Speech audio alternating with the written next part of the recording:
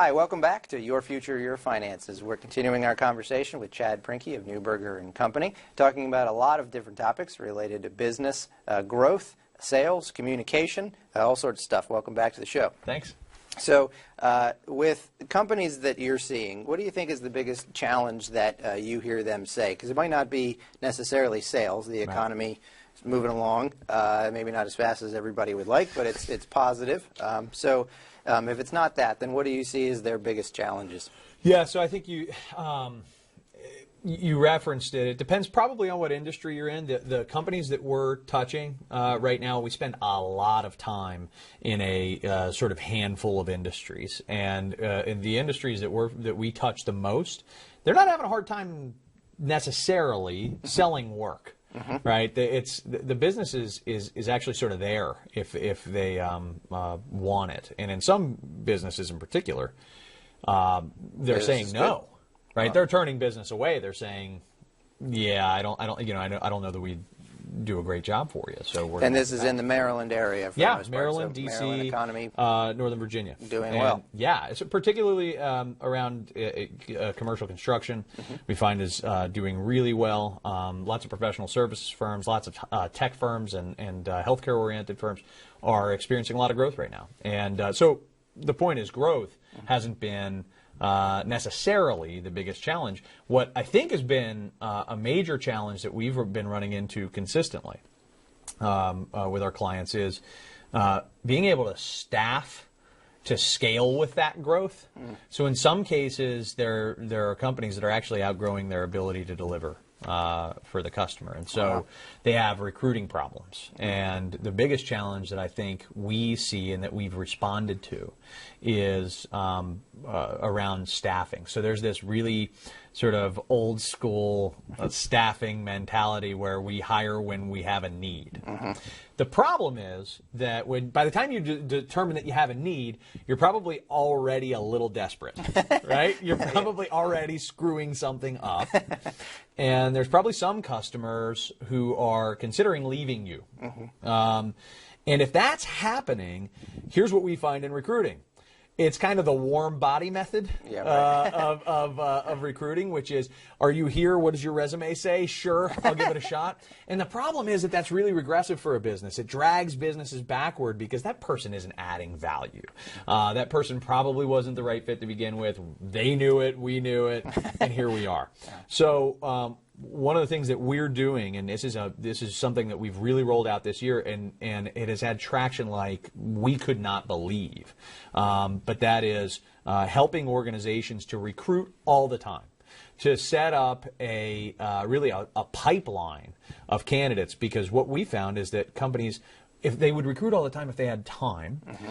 and they're not comfortable paying for the services of a recruiter at 20-30% or something like that of somebody's salary, and kind of that feeling of being sold on a candidate that you get from a recruiter. Mm-hmm. So we have a very innovative offering that we've brought to market on this that's really designed for us to manage your recruiting funnel for you, but not sell you candidates. Mm-hmm. We just feed you people who made it through your qualification system.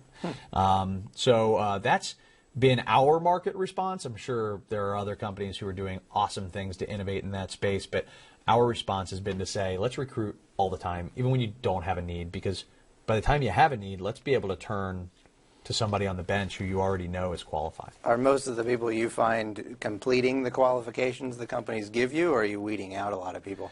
We're weeding out a lot of people. Yeah. I mean, to be candid, so one of the cool things about recruiting, even when you don't need to hire somebody, is that you get to be kind of picky. Yeah. And that's been our model with the clients that have rolled this out, and there are a lot here in Montgomery County who've taken us up on this, and we might get 50 or 60 candidates a month through our process, and when there's not an immediate need, we get to really cull that down to like the 1 or 2 superstars a month who could completely change the organization. In fact, if there's one problem, it would be, people interviewing folks and saying, I have to find a place for you. And now I might have to have an uncomfortable conversation with somebody else on my team who maybe I want to replace. And that happens. And that's the concept there, and it's well outlined in a book called Top Grading. But that, not our book, great book though. It outlines the fact that we should be constantly looking at where on our team we're settling and how we could be raising the bar for the whole organization.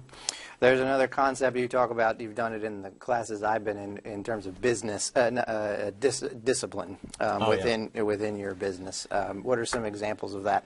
So I think our tagline on this is performance is an outcome. Performance is a discipline, not an outcome. Sorry, but you know your tagline. Tagline, and the thought process around that is similar to what we talked about in the first segment, right? Which is we've got to appreciate the fact that you don't get results because you want them. You get results because you dig in, you do hard work, and you have a discipline. You have a set of rules that you follow. So along those lines, I would say that any advice that I would ever give to a business owner, to a salesperson, to an HR manager, doesn't matter who you are, really, in fact. Right?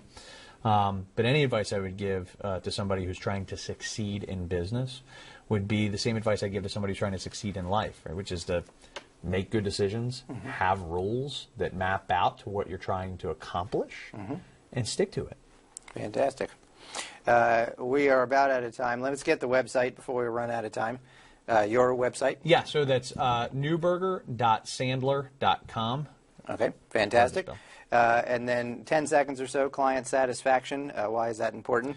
Well, in 10 seconds. In 10 seconds, because if you don't have any customers, if you don't have happy customers, you are unlikely to have any future customers. Yep. Right. Fantastic. So make sure that you're investing a considerable effort in creating happy customers in your path. We're going to have you back on. Lots to talk about. We're talking with Chad Prinkey of Neuberger and Company. You're watching Your Future, Your Finances. We'll be right back.